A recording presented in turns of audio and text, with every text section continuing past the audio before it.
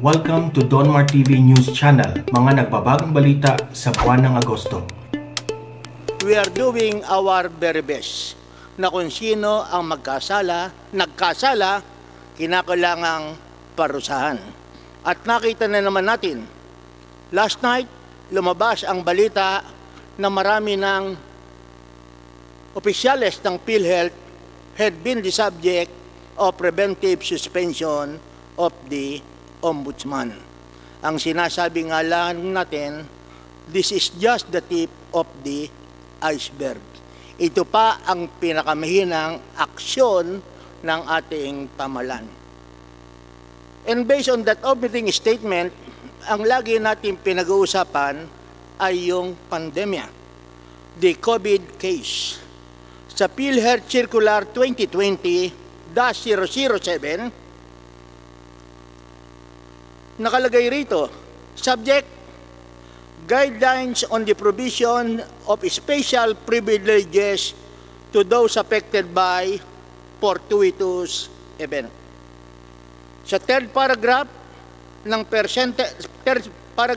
first page, that pursuant to PhilHealth Board Resolution number 2496, series of 2020, the corporation hereby issues the following guidelines that shall be applied to those affected by fortuitous event. Malinaw na malinaw sa circular number 2220-007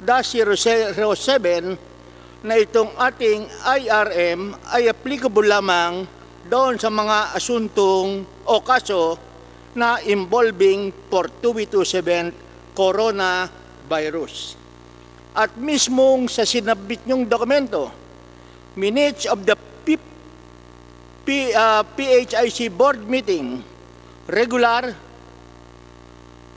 dated March 31, 2020, sa last paragraph ng page number 8, last paragraph, board action. With BM Mercado moving for the approval and BM Padua and ASEC Niwani seconding the motion, the board approved the nationwide release of 27 billion 22 million as part of the IRM fund to healthcare institutions affected by COVID-19. Pati na sa inyong mga bulletin, pati na sa inyong press releases, sinasabi nyo itong IRM is in order to address the COVID problem. Pero sa aming nakita, dialysis centers, binigyan nyo ng IRM. Private birthing facilities, binigyan nyo ng IRM. At base sa submission nyo ngayon, pati infirmaries, binigyan nyo ng IRM. Tama ba yun, Dr. Bragas? Yes, Mr. Chair. Yes. At sa isang pangkaraniwang abogado, base sa mga dokumentong ito, you would be liable already for technical malversation or illegal use of public funds. Sa technical malversation, kahit kausapin nyo ang mga kaibigan nyong abogado, good faith is not a valid defense. As long as public funds were used for a purpose different for which it was originally intended, you are liable for technical malversation. So lahat ng pumirma sa cheque, lahat ng pumirma sa mga accompanying documents, they would be liable. And it would be easy to convict. Ipapakita lamang itong regulations nyo for COVID, ipapakita lamang yung mga cheque na binigay nyo sa dialysis center, pati na roon sa mga private birthing facilities, pati na roon sa mga ospital na hindi nagtitreat ng COVID, you would already be liable based on the documents. and you will be subjected to so many cases. Ngayon, ang pinoproblema lang natin, binanggit na ng ating chairman, policy making. Policy nyo ba rin sa IRM na yung may mga pending cases, binigyan nyo pa rin ng IRM? Totoo ba yun o hindi? Dr. Bragas, kahit na may pending cases sa PhilHealth, binigyan nyo rin ng IRM. Yes, Mr. Chair. Oh, hindi nyo ba ginawang policy that in order to protect public funds, yan namang may mga kasong sa atin, wag na muna natin bigyan ng IRM? The agreement then, sir, was even those with cases without prejudice to the actions that the corporation will Okay, do in writing after. ba yan? In writing. May papakita kayong dokumento in writing na kayo ay nagkasundo na yung may pending cases pwedeng bigyan ng IRM.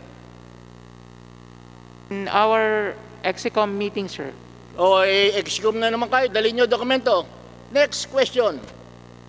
We reviewed all your fund releases.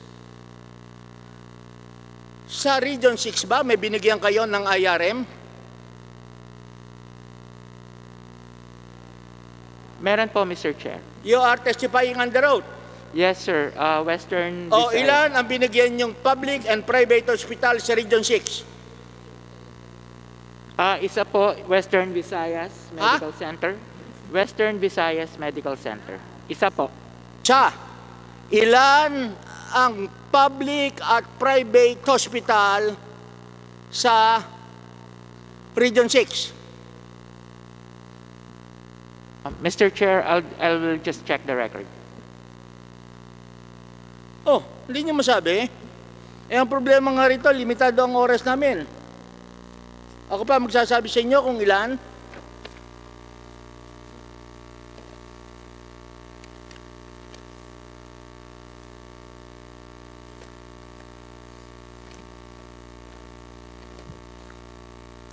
Sa Region 6, you have 215. 79 private, 136 ang public. Ang binigyan nyo lamang isang public hospital. Tama ba? Yes, Mr. Chair. O is that also in your policy na sa Region 6, isa lamang ang bibigyan natin? No, Mr. Chair. Ha? No, Mr. Chair. Ano ang inyong explanation? Hindi nyo kasundo ang Regional Vice President ng Region 6. Kaya hindi nyo binigyan. Pati mga kapwa, kaya pati kapwa naming congressman nagko-complain na bakit sa Region 6, isang ospital lamang. West Attorney Labet, because he's the one who actually checked on those applications. Kaya nga, policy nga natin to eh. Mr. Chair, because ang atin pong polisiya, accordingly do Okay, you explain in writing, under oath, kung bakit sa Region 6 yung isa binigyan. Next question. How long have you been connected sa PhilHealth? Dr. Bragas. 1999, Mr. Chair. Oh, so veterano ka na rito. Mr. Chair. Yes. And you are the head of the policy making as of now. As of now, Mr. Chair. Okay. Sa case rate, you have the implementing rules and regulations. We have the circular. You have. Meron o wala? We have the circular, sir. O the circular. Sa inyo bang circular, merong nakalagay na kung ang gasto sa isang ospital kasama ang professional fee ay mas mababa kaysa sa case rate, kinakailangan nyong bayaran ang case rate kahit na mababa ang gasto sa ospital? Yes, Mr. Chair. Okay, you cite that provision. You answered yes, na kahit na mababa ang hospitalization expenses sa case rate, kinakailangan bayaran nyo in each and 30. Yes. You cite to us the provision right now, kasi hinahanap ko, hindi ko makita. Meron bang provision sa inyong circular na kahit na mababa ang billing ng isang ospital, ang dapat yung bayaran ay yung case rate? Mr. Chair, coming from the definition po ng case rate, which is a fixed... Hindi nga, simple lang ang tanong ko. Meron tayong circular ang PhilHealth providing for case rate. Ang tanong ko lamang, diyan ba sa inyong circular, meron ba diyang provision na nagsasabi at binibigyan kayo ng karapatan ng PhilHealth na kahit na mababa ang billing ng ospital, including professional fee, hindi nyo pwedeng bayaran yung actual expenses at ang dapat nyong bayaran ay yung case rate. Yes or no? If yes, what is the provision? Mr. Chair, PhilHealth Circular 2011 for the additional implementing guidelines of case rate. Number 2, the entire case rate amount shall be paid directly to the facility concerned po. Okay doon kahit na mababa ang billing? Hindi po naman hindi nakalagay. nga, kaya nga yan ang sinasabi ko. Next question. Kami dito mga kinatawan, alam namin na nag-a-avail ng PhilHealth ay yung ating mga kababayan. Kung sakasakali mang sumobra ang bayad nyo, kanino ba pupunta yung excess? Sa pasyente bang mahirap o sa ospital na mayaman at sa doktor na practitioner? Sa ospital po. Bakit hindi nyo naman ginawa? Pag excess naman, natiin natin. If you are truly kung talagang ang plano nyo ay tulungan ng ating mga kababayan, and the way I look at it,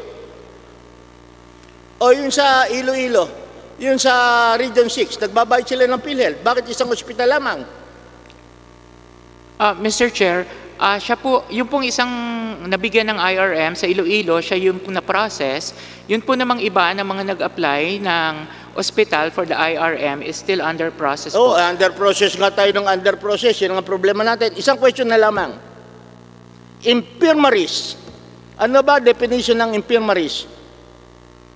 Honorable Bersaga, you still have 4 minutes. 4 minutes. 4 minutes. You still have 4 minutes. Go ahead. Nga, 4 minutes. Infirmary.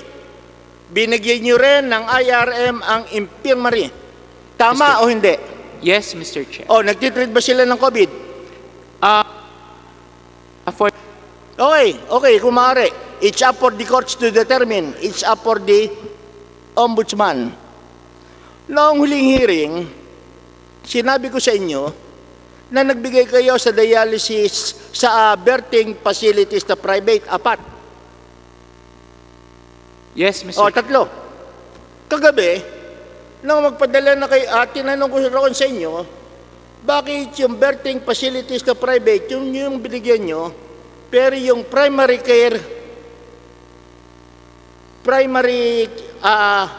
maternal care package na publiko, hindi nyo binigyan.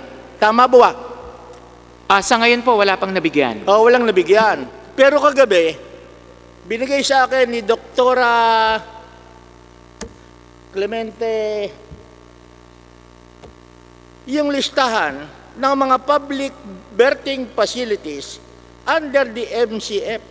Pero as of now, wala kayong nabibigyan na single centavo. Mr. Chair, pero meron po tayong computed na IRM para sa kanila. Pero hindi nyo binibigay. Kung sila po ay nag-apply at naproseso na... Baka sabihin ko sa iyo, marami akong nakausap na birthing facility owned by the LGUs that they do not know that they would be entitled to IRM. Maipuprove nyo ba yan? Yun pong ating listahan ay ipinadala po natin sa ating mga area vice presidents para po sila ang responsable sa mga regional offices na mag-inform. Yan ang sinasabi natin, nagtuturuan na tayo. I want a certification of all your area vice presidents kung na-inform nila ang public birthing facilities under the maternal care package. Sapagkat wala.